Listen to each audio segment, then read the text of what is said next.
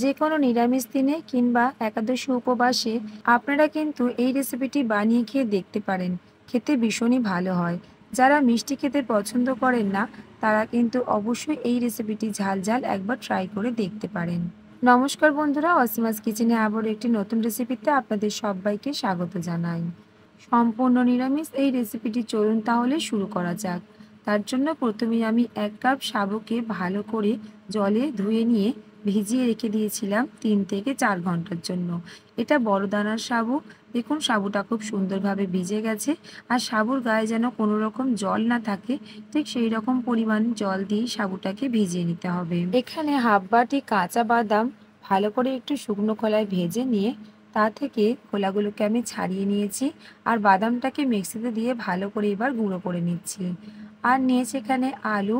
এটা একটা কাঁচা আলুটাকে আমি গ্রেটার সাহায্যে ভালো করে গ্রেট করে নিয়েছি। একেবারে মিহি করে গ্রেট করতে হবে। দিয়ে দিলাম একটা গাজর, সেটাকেও গ্রেট করে দিয়ে দিলাম। নিয়ে নিয়েছি কাঁচা পাকা লঙ্কা একটু কুচিয়ে নিলাম। দিয়েছি সামান্য একটু আদার কুচি, স্বাদ মতন লবণ।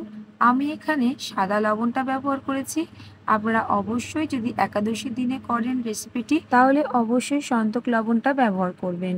নিয়ে নিলাম সামান্য একটু চিনি, তাহলে স্বাদটা বেশ ব্যালেন্স করবে। যদি না দিতে চান অবশ্যই স্কিপ করে যাবেন। গড়িয়ে নেওয়া বাদামটাকে দিয়ে ভালো করে সমস্ত কিছু এইভাবে মেখে নিতে হবে। আমি এই রেসিপিটির মধ্যে যা যা উপকরণগুলো ব্যবহার করেছি, যদি মনে হয়ে থাকে একাদশীর দিন আপনাদের কোনো একটা জিনিস এখানে খাওয়া যাবে না, সেটা কিন্তু আপনারা অবশ্যই স্কিপ করবেন। যেমন ধনেপাতা, কাঁচা লঙ্কা, গাজর। অনেকেই কিন্তু বলছেন এইগুলো নাকি একাদশীতে খাওয়া যায় না। এমনকি অনেকে আবার বলেছেন যে সাবুটাও নাকি একাদশীতে খাওয়া যায় না। যারা খান না তারা অবশ্যই একাদশীর দিনকে বানাবেন না, যে কোনো উপবাসের দিনকে বানিয়ে কিন্তু খেয়ে দেখতে পারেন। খেতে বেশ ভালো হয়। ছোট চামচের হাফ চামচ দিয়েছি জিরে গুঁড়ো। এটা গোটা জিরে গুঁড়ো, শুকনো খোলায় ভালো করে একটু ভেজে নিয়ে বেটে নিয়েছিলাম, সেটাই এখানে হাফ চামচ দিয়ে দিয়েছি। আর দিয়েছি কুচি করে নেওয়া ধনেপাতা। সব কিছুকে খুব ভালো করে একটু সময় নিয়ে মেখে নিতে হবে, যাতে এখানে সাবুদানাগুলো হাতের চাপেতেই বেশ অনেকটাই মোলায়েম হয়ে মাখা হয়ে যায়। 1 চামচ ঘি অবশ্যই দেবেন, তাহলে স্বাদটা বেশ ভালো আসবে। এবার হাতের মধ্যে সামান্য একটু ঘি মাখিয়ে নিয়ে ঠিক এইভাবে আমি শেপগুলো তৈরি করে নিচ্ছি। আপনারা আপনাদের পছন্দ অনুযায়ী যে কোনো শেপের তৈরি করতে পারেন। দেখুন কত সহজেই শেপগুলো তৈরি হয়ে যাবে। এখানে কিন্তু খুব বেশি সাবুটা ভেজাবার সময় জল দেবেন না। সাবুর মধ্যে জল থেকে গেলে ঠিক এইভাবে আঠালোভাবে কিন্তু সাবুর এই ডোটাকে তৈরি করা যাবে না। সবগুলোকে একইভাবে বানিয়ে নিয়েছি। চলুন এবার এগুলোকে আমি স্টিম করে নেব। আপনারা চাইলে কিন্তু এটাকে হালকা করে তেলের মধ্যে ভেজেও নিতে পারেন। এদিকে আমি গ্যাসের ওভেনে কড়াই বসিয়ে সামান্য জল দিয়ে দিয়েছি। আর একটা ঝাঁঝরি থালাও বসিয়ে নিলাম।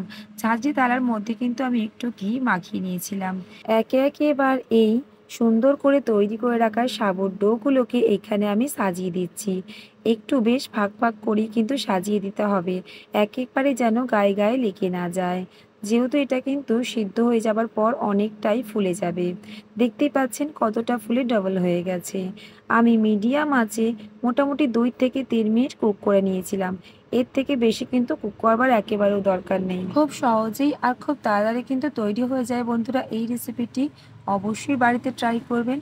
রেসিপিটি কেমন লাগলো অবশ্যই কমেন্ট করে জানাবেন। যদি ভালো লাগে চ্যানেলটিকে সাবস্ক্রাইব করে নেবেন। ফেসবুক পেজ থেকে দেখলে অবশ্যই পেজটিকে ফলো করে নেবেন। আর লাইক কমেন্ট শেয়ার করতে একেবারেই ভুলবেন না। আপনাদের একটা লাইক পরবর্তী রেসিপি বানাতে আমাকে অনেকটা মোটিভেট করে। শুধু শুধু খেতেই কিন্তু রেসিপিটি দুর্দান্ত লাগে। তবে আপনারা চাইলে বাদামের চাটনি করেও এই রেসিপিটি কিন্তু ট্রাই করতে পারেন। আজকের মতন তাহলে আসি, আবারও দেখা হচ্ছে অন্য কোনো রেসিপি নিয়ে। ভালো থাকবেন, সুস্থ থাকবেন।